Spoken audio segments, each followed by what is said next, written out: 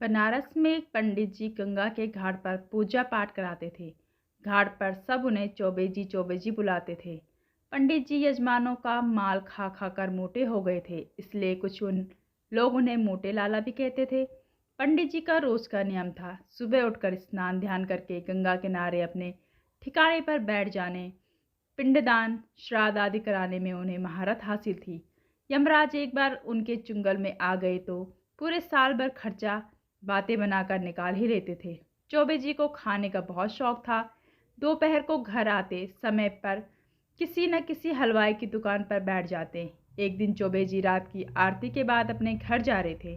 रास्ते पर एक हलवाई की दुकान पड़ी। गर्मा गर्म जलेबी तली जा रही थी। चौबे जी, हाय क्या खुशबू आ रही है। दूध जलेबी की कम से कम आधा किलो तो मैं खा ही सकता हूँ। फिर पंडिताइन के लिए भी आधा किलो चाहिए। चौबे जी हलवाई की दुकान पर पहुँच जाते हैं। हलवाई आए। चौबे जी, क्या हाल है, सब कुशल मंगल। चौबे जी, महादेव के भक्त पर कभी कोई मुसीबत आ सकती है।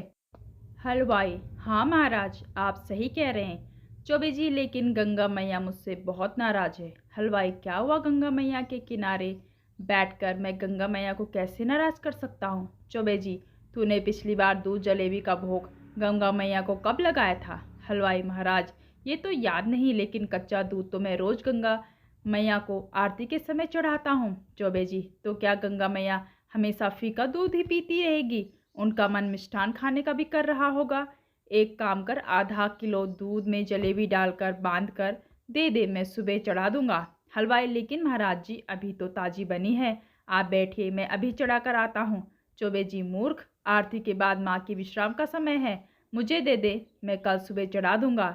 हलवाई डर के मारे दूध जलेबी बांध कर दे देता है। चौबे जी, एक ब्राह्मण से मुफ्त में काम करवाएगा तो नर्क में जाएगा। चौबे जी, इतने में आज बनारस में पान भी नहीं आता। मैं तेरी जो दूध जलेबी घर लेकर जाऊं, फिर रात भर बिल्ली से बचाने के चक्कर में जागता रहूं। उसके बाद सुबह सवेरे लेकर गंगा मैया जी को भोग लगाऊं। उसके बाद तेरे नाम की पूजा करूं। हलवाई, महाराज क्या सेवा करो। चौबे जी, आधा किलो दूध में जलेबी और 100 रुपये दक्षिणा दे दे। हलवाई उन्हें दे देता है। चौबे जी मज़े से घर पहुंच जाते हैं।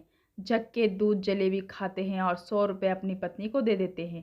चौबे जी, तू भी यही खा ले, आज खाना मत बनाना। पत्नी, लेकिन आप तो ये गंगा मैया को चढ़ाने के लिए लाए हैं। चौबे जी, गंगा मैया में तो इतना चढ़ावा चढ़ता है, उन्हें इस जलेबी से की क्या ज़रूरत है, तो खा ले।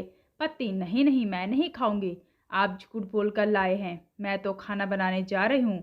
चौबे जी बाकी बची दूध जलेबी भी खा लेते हैं और सो जाते हैं। इसी तरह चौबे जी हर दिन कभी पान वाले की, कभी चाय वाले, कभी हलवाई की दुकान पर जाते और अपने चलते बनते। एक दिन सभी दुकान वाले दोपहर को गंगा किनारे बैठकर धूप का आनंद ले रहे थे।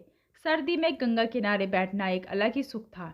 बातों बातों में चौबे जी का जिक्र छिड़ गया। उनकी इस आदत से सभी परेशान थे। हलवाई, भाई हद हो गई, इस बार चौबे जी को सबक सिखाना पड़ेगा। दूसरा हलवाई, हाँ भाई, हमारा तो रोज का हो गया है, हमेशा कुछ न कुछ लेकर ही टलता है। तीसरा हलवाई, भाई कुछ कर नहीं सकते, पंडित जी है, कहीं शराब दे दिया तो दुकान बर्बाद हो जाएगी। अब तो गंगा मैया ही पार लगा सकती है। अगले दिन चौबे जी का मूंग दाल की हलवा खाने का बड़ा मन था। चौबे जी कई दुकानों पर गए, लेकिन किसी ने हलवा नहीं बनाया था। चौबे जी बहुत परेशान हो गए। तभी एक हलवाई ने कहा, हलवाई, चौबे जी, मैं सुबह हलवा बना सकता हूँ, अगर आप सुबह नहाकर गंगा किनारे मेरे नाम की पूजा करें। चौबे जी भी मान गए, और लेकिन यह पूजा 5 बजे होनी चाहिए। चौबे जी खाने के लालच में मान गए, लेकिन ठंड के कारण कुछ हिचक रहे थे। लेकिन दिन चौबे जी गंगा पर नहाने लगे और हलवाई का इंतजार करने लगे। कुछ दूर उन्होंने हलवाई नजर आया। वे ठंड में नहा रहे थे, फिर नहाकर बाहर आए। कुछ देर पूजा करने के बाद बोले, चौबे जी, ला भाई हलवा दे, बहुत ठंड लग रही है, गरम गरम हलवा खाकर मज़ा आ जाएगा। तभी हलवाई बोला, चौबे जी, यह हलवा तो मैं गंगा मैया को चढ़ाने लाया हूँ। हलवाई ने हलवा उन्हें दिया।